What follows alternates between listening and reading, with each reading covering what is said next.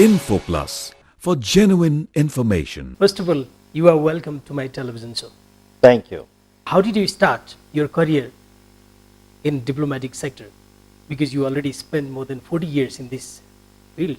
It's all about, as your program, it's all about education, of course. I have chosen a particular path in life. Okay. And, well, when I was still a schoolboy, I just decided to receive education in the institute which was providing education to future aspiring diplomats. Okay.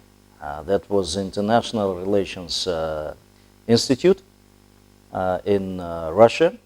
So I immediately after graduating from school with what we call golden medal, because everybody who has all excellent marks, he receives it.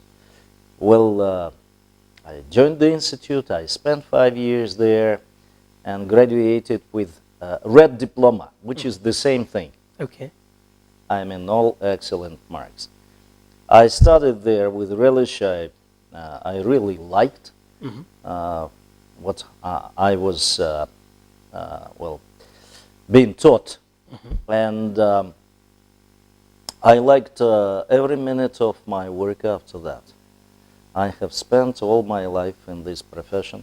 Excellency, actually, when we meet, the youths here in Nepal, if we ask question to them that, in which field you are going and then how do you define your career and where are you going? If we ask, then they have like lots of confusions. You might have lots of options as well. How did you choose this career?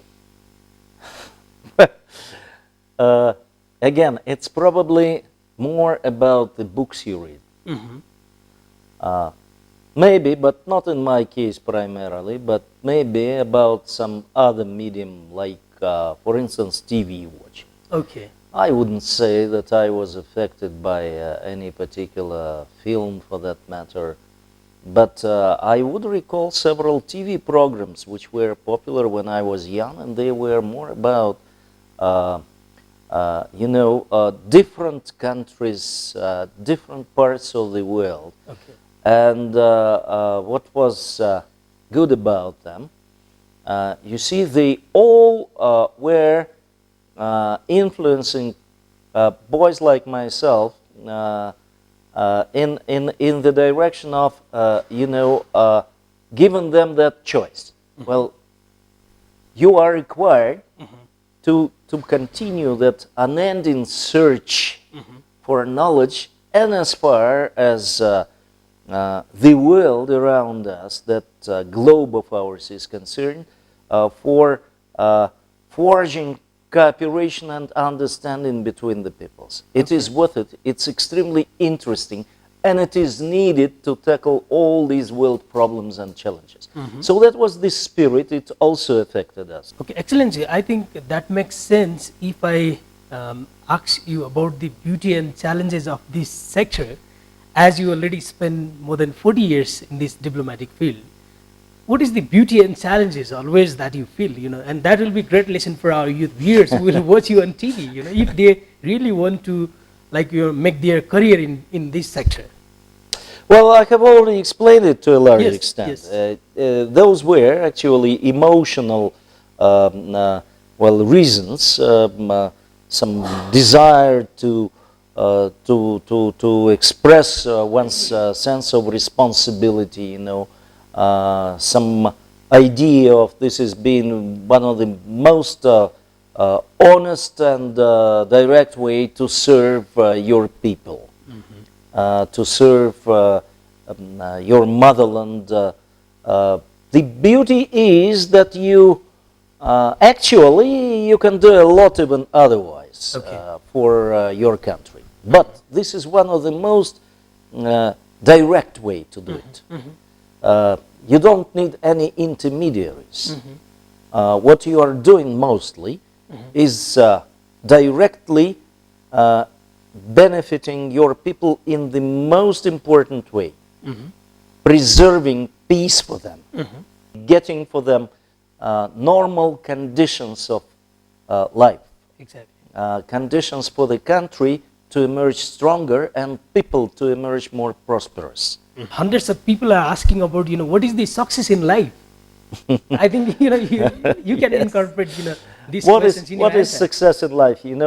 I think that I will be And how do you somehow borrowing from those wise people of different times. Essentially, when they were describing what is happiness, what is fulfillment for a person, I think they were saying the same thing. You crave for understanding. You want it. This is what basically you want, in the shape of love, friendship, respect, Exactly. in different measures, in different proportions, as per the personality, the circumstances of your life. But basically, it's understanding. That is what I think is the answer which finally you arrive at. Okay. My profession, it's all about promoting understanding between people, Okay. between different nations even. And at best, when you achieve a certain level, you are directly involved. You may feel it. It's part of your life. You feel it at a pinnacle of glory, no matter whether it is recognized by fame, by popular appraisal, some appreciation in the form of, I don't know, press coverage, whatever. But you feel it when you professionally know. Okay. You have done it, and people have become more friendly, more understanding of each other. Okay. This whole chain started by the best of minds, the most ardent of souls, the most honest people ever, you have prolonged. I think this is the essence of life as well, right? Exactly. Especially the country like Nepal, we have series of discussion about quality education, and thousands of people, students are going abroad for the education, or we can say that they are going for quality education. Yes. So Excellency, as you have experience in developing countries like Nepal, how do you define quality education, and what we are lacking here? Well, quality education is the one which is most closely connected with the requirements of the nation Exactly. and of the individual. Okay. That is what is the easiest way probably to define. Unfortunately, the very first exposure of myself to students' life was in the shape of my being driven in a car near one of the colleges here in the central part of the Kathmandu, and watching like those very boys, so to say, were hitting each other and the policemen. Okay. It was at the very beginning of my stay here. Okay. Now that was a very painful scene. Yes. Really. And after that I have seen it not once. That young boys and girls were taking part with excessive zeal, I would say, which should be otherwise reserved for studies, in such kind of agitations. I am not denying the right of anybody to take part in these things, but I think if you would excuse me, if your viewers would excuse me, I think you guys are somewhat overdoing it. Thousands of Nepalese people who were graduated from Russia, they are Yes. doing perfectly well in their sector, whether Yes. in Nepal or abroad. Around 6,000 Yes, people, as yes, we know. yes, of course. And you took the name of Mitra Kunj, we have attended Yes. various programs of that as well, and we are privileged to hear your speech as well. Yes. So now, if you see the latest scenario, at that time, students used to go there on a scholarship or something like that. Yeah. Now the number has gone down. If we just compare the numbers, then we can't find that numbers, who are going in Russia for. I'm not sure. I'm not sure that it has got down. Okay. We still give some scholarships Okay. from the Russian government, but there are many people, we don't know even exactly the number, who go there on their own. Okay. I mean, they pay for their studies. Okay. Or maybe somebody is supporting them here, I don't know, but they are outside, that circle of those who go on government scholarships. So the number even may be more. Apart from this kind of like scholarship and other, does Russian government on behalf of embassy would like to support in any other field to improve the situation of education sector here in Nepal?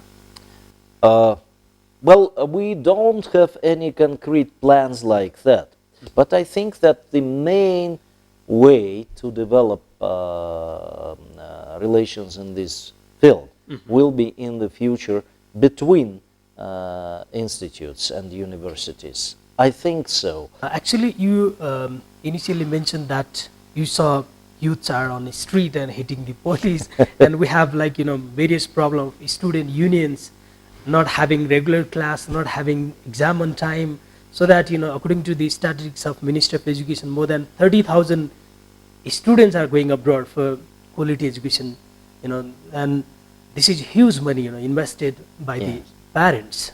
So as you have very good relation with the senior political leaders and you are meeting regularly, so can you give any advice to them to improve the condition of education here in Nepal, so that the money will be here, quality of education will be improved? Well, my impression from those interactions, Yes. from those conversations which you have mentioned, is that most responsible politicians in this country, Exactly. they are fully cognizant of this task. And they are quite serious about that. Some of them educated abroad. Nevertheless, by the way, take a note of that. Having come back to The betterment of the country. their motherland for the Yes. betterment of the country, indeed. Yeah. All these people, they are absolutely, quite maturely, consider this one of the priorities of the nation. I expect them to share their responsibility between the priority which is now in this country, constitution making, because it is about empowering the people, the young Yes. including, and establishing the institutions like educational, which are vital. Thank you so much, Excellency, for your valuable time and information. Thank you so much. Thank you. INFOPLUS,